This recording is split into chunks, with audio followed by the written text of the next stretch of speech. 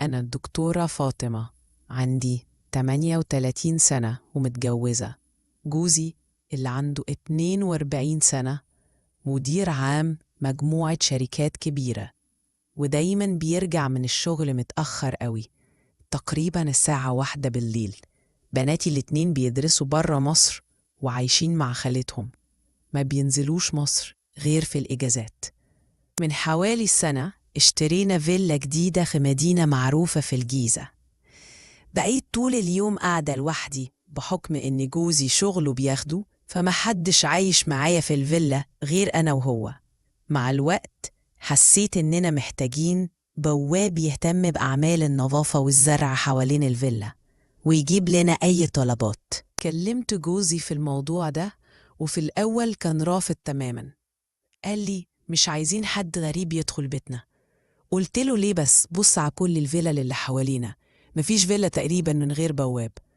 سكت شوية وبعدين قال لي طيب سيبيني أفكر كده وارد عليكي. نزل شغله ولما رجع سألته ها فكرت فين؟ ايه؟ قال لي ماشي مفيش مشكلة، بس مش هنختار أول واحد يجي، لازم نشوف كذا حد. نزلنا إعلان على فيسبوك بندور على بواب لفيلا في المكان الفلاني. جوزي كان كاتب شرط إن البواب لازم يكون متجوز ويجي بأسرته، وعدد الأسرة ما يكونش كبير، طفلين بالكتير قوي. حطينا رقم تليفون جوزي في الإعلان وجات له مكالمات كتير. حددنا يوم الجمعة عشان جوزي بيكون إجازة ويقدر يقابل المتقدمين. جه يوم الجمعة والناس بدأت تيجي. جوزي قابل واحد ورا التاني.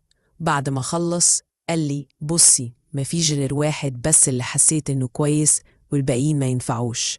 قلت له ماشي. سألته اللي اخترته ده هيبدأ معانا إمتى؟ قال لي قلت له قبل ما يمشي إني هكلمه وأقول له يجي إمتى. قلت له طيب قلت له يجي بمراته ولا لأ؟ قال لي تصدقي نسيت. طلع التليفون وكلمه. قال له انت تمام بالنسبة لنا بس يجي بمراتك. أحمد رد أنا مراتي حاليا في البلد، ممكن أنزل الشغل بس دلوقتي، وهي هتيجي في خلال أسبوع بالكتير. جوزي قال له ماشي مفيش مشكلة. بعد 3 أيام لقيت جرس الفيلا بيرن. بصيت من البلكونة لقيت شاب عنده حوالي 28 سنة ولابس جلابية. قلت له انت مين؟ قال لي أنا البواب الجديد يا هانم. نزلت فتحت الباب بس هو ما دخلش، فضل واقف بره. قلت له ادخل، واقف ليه؟ قال لي تسلمي لي يا هانم، ودخل. سألته اسمك ايه؟ أنا أحمد. قلت له عندك كام سنة؟ قلت له معاك شهادة يا أحمد؟ قال لي معيش غير الإعدادية.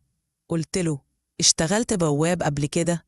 قال لي بصراحة لا يا هانم، أنا ما اشتغلتش بواب قبل كده، بس أي حاجة هتطلبيها مني أنا تحت أمرك. قلت له أنت شكلك كده جاي تتعلم عندنا؟ لا يا هانم والله، أنت تشاوري بس وتشوفي أنا هعمل إيه. قلت له هنشوف. خدته ووديته أوضته اللي هيقعد فيها. قلت له دي أوضتك وفي جرس هنا هنركبه، هيكون قريب منك بحيث لو احتاجنا حاجة نرن الجرس عليك وتيجي بسرعة. قال لي تمام يا هانم. اللي لاحظته بقى وأنا بوريله الأوضة إنه ما بصش على الأوضة ولا اتفرج عليها، كان مركز معايا أنا وعمال يبصلي بتركيز. قلت عادي يمكن بيستنى أو بيسمعني. قلت له هسيبك تظبط الأوضة بتاعتك، ولما تخلص تبقى جاهز للشغل اطلع لي فوق عشان أقول لك الشغل اليومي بتاعك المطلوب. قال لي حاضر. بعد حوالي ساعة سمعت صوت الباب بيخبط، باب الشقة اللي أنا فيها. كنت وقتها باخد شاور وقربت أخلص، هو عمال يرن الجرس كتير ومش مبطل. لبست الروب وخرجت فتحت له. قلت له ايه رنيت مرة واتنين ومحدش. فتح خلاص، لقيته متنشى وفاتح بقه وعينيه عليا كأنه أول مرة في حياته يشوف واحدة، مع إني مفيش أي حاجة فيا كانت باينة ولا حتى شعري لأني كنت لافة فوطة على راسي. لما لقيته متنحى كده قلت له انت سامعني؟ قال لي سمعك طبعا، أنا آسف، طب أنا هنزل واجي وقت تاني، قلت له لا استنى، ادخل وانا هلبس واجيلك. قال لي ماشي يا هانم. دخل وقعد في الصالون، وانا دخلت اوضتي وقفلت الباب وقلعت الروب وبدأت اطلع اللبس بتاعي. طبعا الدنيا كانت فاضية وهس، وفجأة سمعت صوت حركة وخرش عند باب الأوضة من بره. بصيت ناحية الباب، حسيت بخبط ورا الباب كده، وكمان فتحة المفتاح اللي دايما بتبقى منورة لقيتها غامقة كده ومظلمة. شكيت إني بيبص عليا. لبست بسرعة ورحت ناحية الباب. لقيت خيال ماشي بسرعة، وسمعت صوت دبدبة رجل حد بيجري بسرعة. فتحت الباب لقيته قاعد مكانه. مرضتش أقول له إني شكيت فيه. قلت له معلش اتأخرت عليك شوية. قال لي خدي راحتك يا هانم. دخلت وفضلت مركزة تاني عشان أسمع لو في أي حاجة ناحية الباب، بس ما لقيتش أي حاجة حصلت تاني. قلت يمكن كان بيتهيألي وأنا ظلمته. لبست هدومي وخرجت له، كانت الساعة 12 الظهر تقريبا. قلت له ظبطت الأوضة بتاعتك؟ قال لي الحمد لله. قلت له يبقى مهامك اليومية هي تنظيف قدام الفيلا والاهتمام بالزرع والشجر اللي في الفيلا. قال لي تمام يا هانم. سألته انت بتشرب سجاير؟ لأني بيني وبينكم ما بحبش اللي بيشرب سجاير خالص. قال لي لا الحمد لله مش بشرب. قلت له كويس، خلاص دلوقتي تنزل وتبدأ شغلك. نزل وأنا دماغي عمالة تفكر في اللي حصل ده. هل كان حقيقي ولا لأ؟ هل فعلا كان بيبص عليا ولا أنا كان بيتهيألي؟ بصراحة مش عارفة، وقلت لنفسي عموما الأيام هتثبت ليا وهيبان. دخلت أنام شوية. كانت الساعة 5. لقيت جوزي بيتصل بيا. إيه الأخبار؟ أخبار البواب الجديد إيه؟ هو جه؟ قلت له جه. قال لي عامل إيه؟ أسلوبه كويس؟ قلت له تمام. طبعا ما قدرتش أجيب له سيرة أي حاجة حصلت. قفلت معاه المكالمة ودخلت أحضر الأكل. طبعا أحمد جه في بالي لأنه المفروض أبعت له أكل، فزودت الأكل وأنا بعمله. بعد ما خلصت خرجت البلكونة ندح على أحمد. ندحت عليه 3 مرات وما ردش، فاستغربت. قلت راح فين ده؟ نزلت أشوفه، ما لقيتهوش في أوضته ولا في الفيلا. قلت معقول يكون مشي؟ طب إيه اللي حصل؟ وأنا حتى مش معايا رقمه.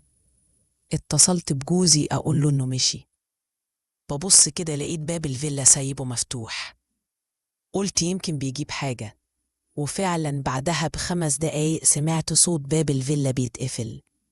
بصيت من البلكونة لقيته هو. رحت نازلة وأنا متعصبة جدا. قلت له كنت فين؟ قال لي رحت أجيب حاجة. قلت له ما تتحركش وتسيب الفيلا لأي سبب إلا لما تعرفني، فاهم ولا لأ؟ قال لي حاضر يا هانم. طبعا أنا متضايقة جدا جدا وكنت منفعلة جدا. قلت له تعالى في أكل ليك. وأنا بكلمه بكل عصبية لفيت وطلعت من السلم وهو طالع ورايا.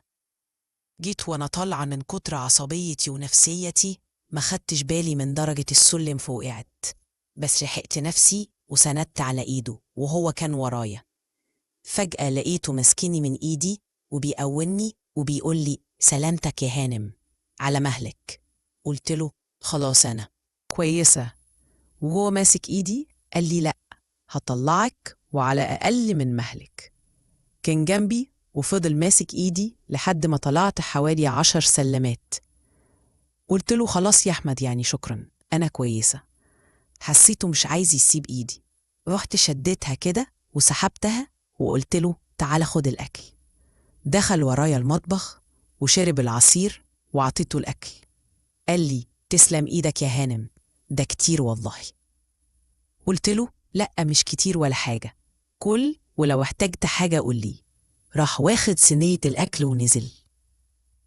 بعد ما نزل فضلت أفكر في مسكة إيده، وهل هو قصده كده ولا ده كان تصرف عفوي؟ وفي نفس الوقت لما ماسك إيدي حسيت إنه مش عايز يسيبها. قلت في عقلي بالي لو جوزي اللي شافني وقعت ما أعتقدش إنه كان هيعمل كده. قلت كتر خيره، كويس إن في حد بيخفف عليا، كفاية إني قاعدة لوحدي عشان لو حاجة حصلت في أي وقت ألاقي حد موجود. كانت الساعة جت 11 بالليل. سمعت